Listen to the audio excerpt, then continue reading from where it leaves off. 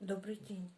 Сегодня я хочу поделиться с вами рецептом, который помог мне избавиться быстро от кашля. На протяжении 2 недель я очень сильно кашляла.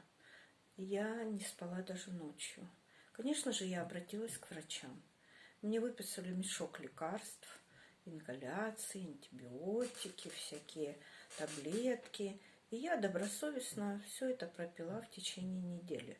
Но кашель не проходил. И тогда я обратилась к своему другу Гуглу.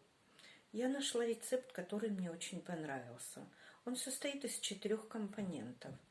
Мед, подсолнечное масло, горчичный порошок и мука. Делается лепешка, которая ложится на грудь. Делается она следующим образом. Берется 1 столовая ложка меда. Если он у вас засахарился, вы его растапливаете на водяной бане. Добавляете к меду горчичный порошок, столовую ложку, размешиваете. Добавляете столовую ложку подсолнечного масла, все перемешиваете и постепенно добавляете 3-4 столовые ложки муки.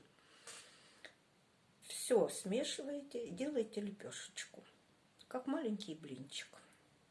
Затем берете широкий бинт, складываете его вдвое на размер лепешки и отрезаете.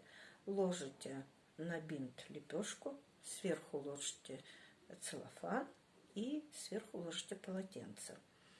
И прикладываете это к груди. Бинт, лепешка, целлофан, полотенце. Затем одеваете футболочку, которая хорошо вас обтягивает, и ложитесь спать.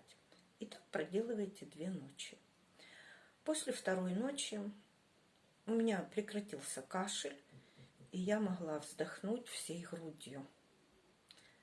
Попробуйте. У вас тоже получится.